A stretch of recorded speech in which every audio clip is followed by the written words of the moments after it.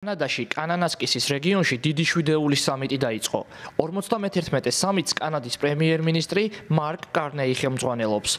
ის სამიტის ფარგლებში პირველად ბრიტანეთის პრემიერ-მინისტრ კირ სტარმერს შეხვდა.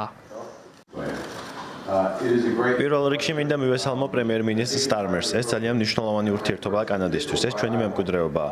ჩვენ საერთო ისტორია და საერთო ღირებულებები გვაქვს. ამ სამი დღის განმავლობაში ძალიან ბევრ მნიშვნელოვან საკითხზე ვისაუბრებთ. სამიტზე განხილული ყველა თემა ჩვენი მოქალაქეების სამომავლო კეთილდღეობას ეხება. მე პრემიერ სტარმერსგან ბევრი რამ მისწავლია. მისი დიდი თაყვანისმცემელი ვარ და ის ღირებულებები, რომლებითაც საკუთარ ქვეყანას მართავს, მართლაც საოცარია.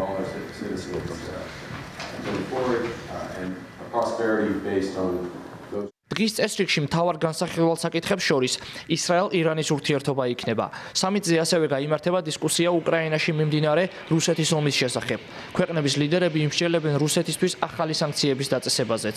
სამიტზე მიწვეულ სტუმრებს შორის უკრაინის პრეზიდენტი ვოლოდიმირ ზელენსკიც არის, რომელიც დიდი ალბათობით დონალდ ტრამპს შეხვდება. პრემიერ-მინისტრო მარკ, ჩემო მეგობარო, ჩემთვის დიდი პატივია, რომ თქვენთან ორმხრივი ვიზიტით ვიმყოფები. ჩვენ ერთმანეთს რამდენიმე წელია ვიცნობთ და ვფიქრობ, რომ ეს ურთიერთპატივისცემა ჩვენი ურთიერთობის ქვაკუთხედი იყო. ეს პირველი შემთხვევაა, როდესაც ბრიტანეთის პრემიერ-მინისტრი აქ 2018 წლის შემდეგ ორმხრივი ვიზიტით იმყოფება.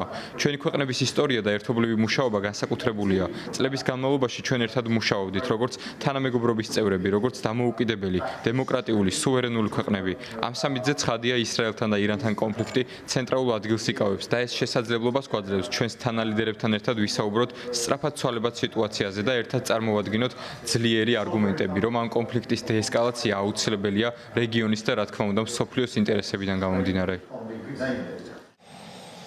რაც შეეხება ეკონომიკასა და ვაჭრობას, მთავარი თემა ამერიკის შეერთებული შტატებისა და კანადის სამთვიანი, ეგრეთ წოდებული ტრამპის ტარიფები იქნება. დიდი შვიდეულის წევრი ქვეყნების ლიდერები ასევე განიხილავენ მწვანე ენერგიის, კლიმატური რეგულაციებისა და ხელოვნური ინტელექტის მართვის სამოქმედო გეგმებს. კანანასკისის კურორტამდე მიმავალ იზოლირებულ გზაზე, სადაც შეხვედრები გაიმართება, უსაფრთხოების ზომები გამკაცრებულია. იზოლირებული კურორტი მაღალ მთებს, მდინარეებსა და ხეებს შორის არის მოქცეული. სამიტი კვირას 15 ივნისს დაიწყო და 17 ივნისს დასრულდება.